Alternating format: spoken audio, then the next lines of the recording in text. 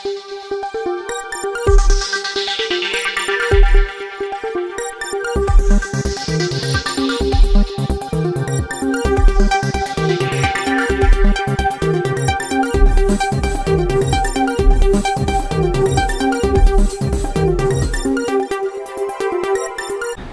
मैं हरिओम सोनी आप सभी का स्वागत करता हूं खबर 24 न्यूज़ में। शुरुआत करते हैं आज की ताज़ा तरीन खबरों के साथ।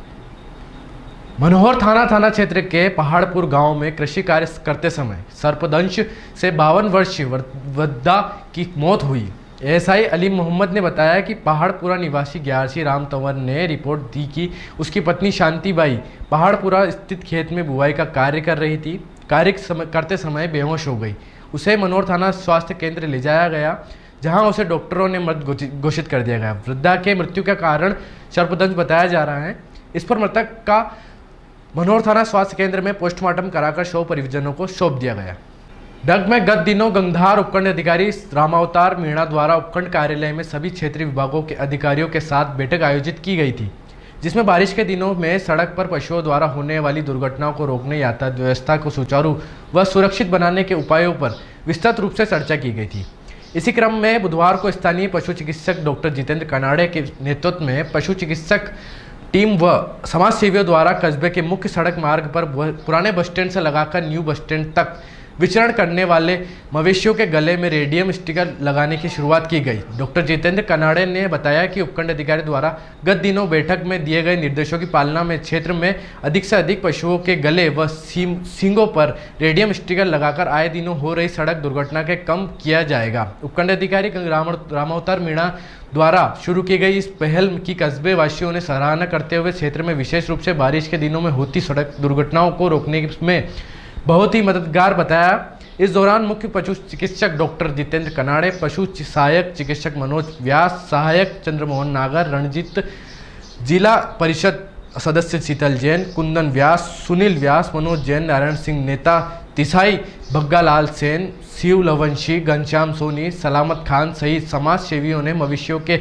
गले में रेडियम स्टिकर लगाने के लिए बढ़ चढ़कर भाग लिया। भारत के वर्तमान ज्वलंत हालात, जहां इमरजेंसी लगाने जैसी स्थिति आ गई है, को नियंत्रित करने के लिए महामहिम राष्ट्रपति महोदय को झालावाड़ के दिव्यांग पार्षद संजीव वर्मा ने ज्ञापन भेजा है। संजीव वर्मा ने ज्ञापन के अनुसार बताया कि सोने की चिड़िया कहे जाने वाले हमारे देश के कई संस्थानों का निजीकरण किया जा रहा है। वर्तमान में हालत ऐसे है जैसे अंगारों पर देश जल रहा है।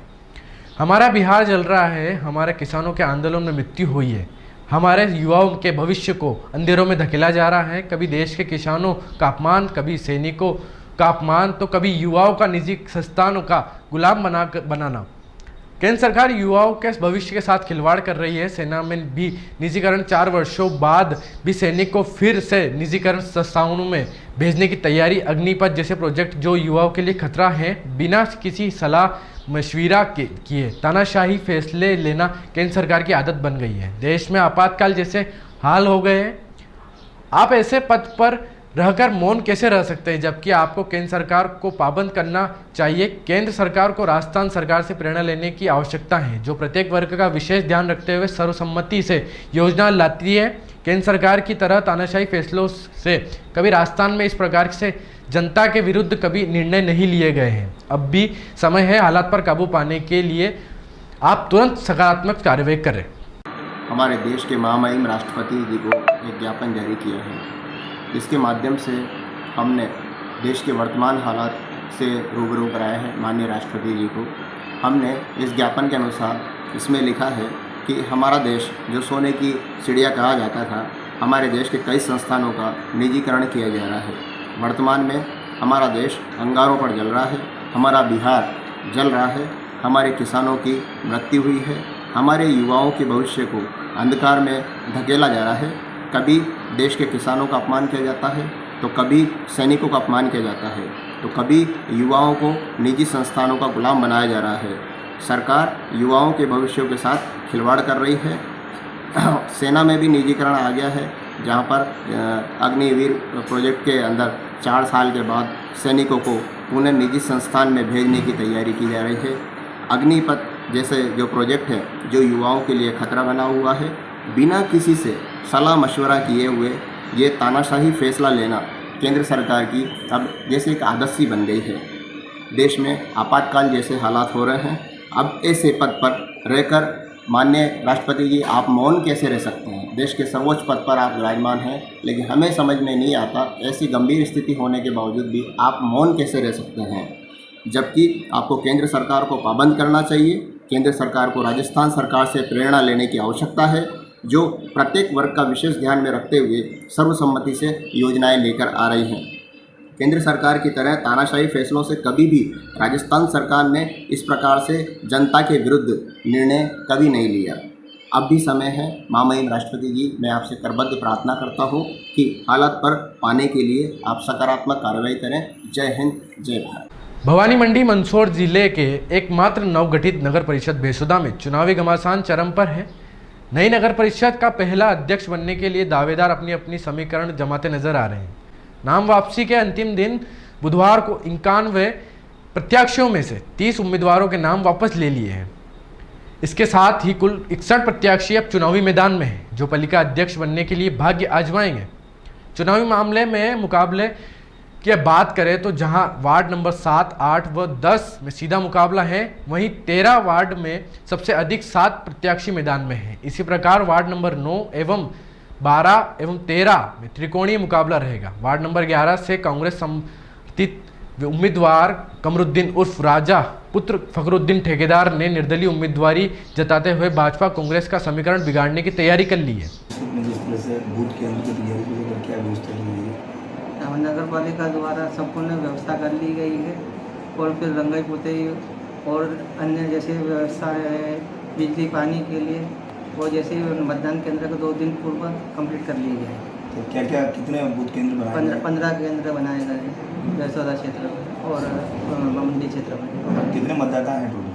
11,938 के करीब। जी। और किस तरह की मतलब पूरा जो आपका जो नगर परिषद की टीम है वो कैसे इसको चुनाव को शासन के निर्देश अनुसार जो पूरे उसके अनुसार काम करेंगे। और नवनिर्वाचित बेसुदा की नगर परिषद के चुनाव को काफ़ी समय से चल रही है। जिस तरह से चुनाव प्रक्रिया शुरू हुई है, आज अंतिम तिथि में आवेदन वापस किए जा रहे हैं, किस तरह का चुनाव प्रदर्शन किया जा रहा है?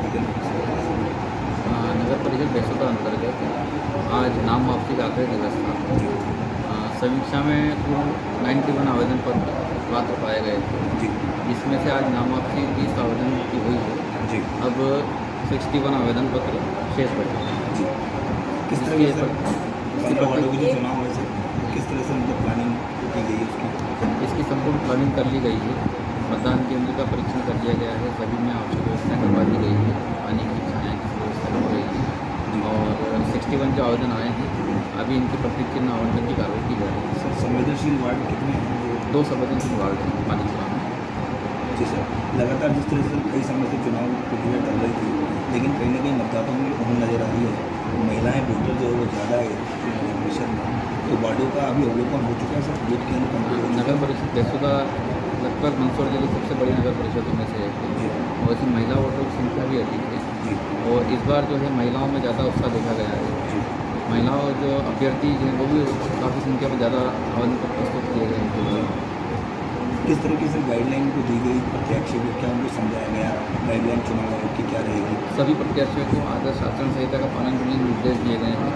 कोई भी प्रत्याशी दूसरे प्रत्याशी के ऊपर कोई टीका टिप्पणी व्यक्तिगत आक्षेप नहीं लगाए और जो भी निर्देश निर्वाचन आयोग द्वारा दिए गए व्यय लेखा के संबंध में आदर्श आचरण संहिता के संबंध में उसका पालन करने के सभी निर्देश। एक प्रचार प्रसार का सब कैटर होगा कि कितने खर्च करना है प्रत्याशी? पार्षद पद के प्रत्याशी 75,000 रुपये का आयोग द्वारा निर्देश दिए गए कर सकता है। जी सर, तो इसमें पुलिस फोर्स वगैरह की व्यवस्था वगैरह किस तरह से रहेगी सर? वो फोर्स की डिप्लॉयमेंट चुनाव में कर दी जाएगी। जी सर, आगे की जानकारी हम आपसे लेते रहेंगे सर। आज की खबरों में फिलहाल इतना ही, फिर मुलाकात होगी कुछ नई खबरों के साथ। तब तक के लिए देखते रहें खबर 24 न्यूज़। नमस्कार।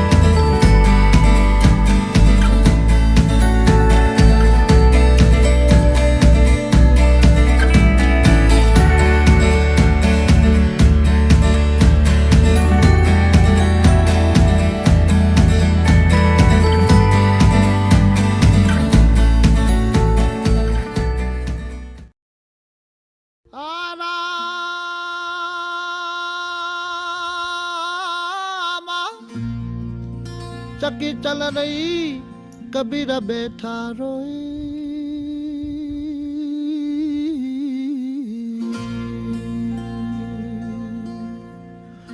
दोनों पुर के बीच में तो साजा न निकले जे कोई।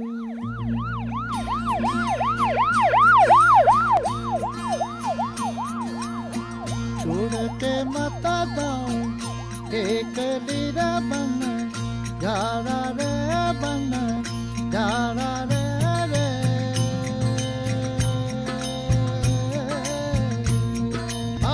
दूर देश रहे मामला अपना